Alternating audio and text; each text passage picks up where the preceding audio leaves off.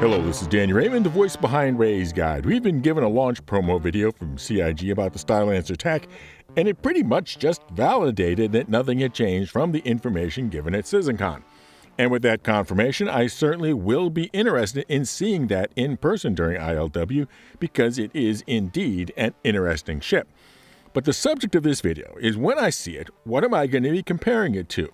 Because you might think that the obvious thing would be to compare it to the Starlancer Max. But that is in fact the least relevant thing to compare it to. When you compare the Cutlass Red, do you compare it to the Cutlass Black? No, you compare it to the Pisces Rescue and the Terrapin Medical because they're all medical ships.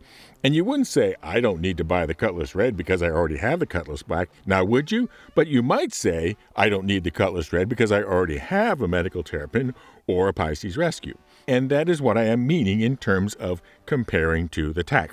What are the ships that might make you say, I don't really need the TAC because I already have them? Or conversely, if I get the TAC, I may not also need them. This is, of course, presuming that this is a type of ship that fits a significant enough role in your gameplay that you need to own one yourself rather than just crewing along on someone else's or buying with in-game earned currency. So with all that as a preface, what do I actually see the Starlancer TAC's role? What do I call it? My label for the Starlancer TAC is a combined assault ship. What do I mean by that? Well, a drop ship does two things. It brings troops into the drop zone and takes them away, usually also including enough firepower to pacify the landing zone before and to possibly cover any retreat or evacuation. The most typical ones in the game currently are the Cutlass Steel, Prowler, and Valkyrie. But if you're planning an entire assault force, you also then have to think about bringing something else for medical, and something else if you're wanting to more than just a couple vehicles, and something else if you want to have a craft performing scouting and overwatch. With a combined assault ship, the medical is included, space for multiple larger vehicles is included, and a space for a scout ship is included. In other words, it is a ship defined by the word and. Troops and medical and vehicles and fighter, and also typically more armor and weapons than a typical dropship. So if the TAC is a combined assault ship, what else also is? If we were to include in concept ships, then certainly the appropriately named Ironclad Assault would definitely be included. But if we limit ourselves to currently flyable ships, there are three, one of which is built for the role, and one of which is typically used for the role, and one of which that could but hardly ever is. They are the Carrack, the Hercules M2, and the Caterpillar. Now, some of you are thinking about your favorite ship and say, well, what about the Constellation or Corsair, or what about the Polaris? Well, by the time you add a Nursa to the Constellation or Corsair, there really isn't a lot of space available yet for other vehicle support. As for the Polaris, so much of its size and cost is devoted to weapons suited to fleet battles that are just overconfigured as an assault ship. So that's what I will be looking at when I get a chance to rent these at ILW and put them side by side. But before then, what does it look like just from the specs? Normally I would go straight to Urkel.games to see those specs, but the TAC is not yet there on Urkel, so we have to settle for the ship matrix. So let's start with the weakest competitor, the Caterpillar. Right from the introduction of the Dragonfly back, there was a folks speculating about using the Caterpillar as a carrier, jokingly calling it the Krakenpillar. You can get a Nursa into one of those four middle bays of the Caterpillar, but can only be tractor beamed in. Doable, but a point against it.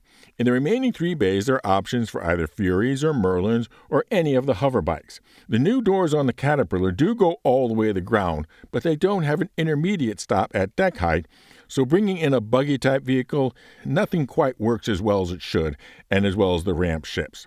Also, unlike the other ships, the Caterpillar really isn't set up to sweep the ground clear of opposition before landing with multiple downward-facing and side turrets. The other downside of the Caterpillar is that the ship is very long, which makes it hard to deploy close to the action. It's also fairly cumbersome with difficult sightlines. On the plus side, it's the lowest ship value of any of these options. If the Caterpillar lacks flexibility because of its small individual modules, the Hercules M2 is the complete opposite with its broad front-to-back internal deck. Yes, you have to dedicate a small portion of it for a Nursa to get the medical box checked off, but beyond that, you have a completely blank slate. Bikes, snub fighters, rovers, buggies, and even tanks are all on the menu for setting up your assault force. There is an extra downward-facing turret and a pilot-controlled chin turret compared to the C2 with clearing the landing zones. But if you really want to clear the ground, go for the extra expense of the A2, not just for the bombs, but also a total of 5 downward-facing turrets. The M2 also has a smaller footprint than the Caterpillar, particularly if you look at the footprint of the actual landing gear. Thus, you're able to bring the M2 slightly closer to the action than a Caterpillar could. The Carrack is the big boy of this category. This wouldn't have been the case last time this year, but now the 3 modular bays have operable doors, and each of the bays can handle snub fighters, rovers, buggies, and bikes. So combined with the big front vehicle bay and the top shuttle bay, there are a lot of combinations possible on what you want your assault force to be like. The only thing that can't be part of the mix are the heavy armor, but a considerable mobile force can fit inside of it. So that takes us to the new kid on the block, the Starlancer TAC. And the first thing to know is that the Starlancer TAC, by a considerable margin, is the smallest ship in this group. Thus, when we get our hands on it, you can expect it to be more maneuverable and faster, and just as important, easier to get close and deliver your force close to the action. The rear vehicle area is the same size as the MAX, so everything short of armored vehicles. Rovers, buggies, hoverbikes can be part of your vehicle mix, plus having a bay for Fury at the top.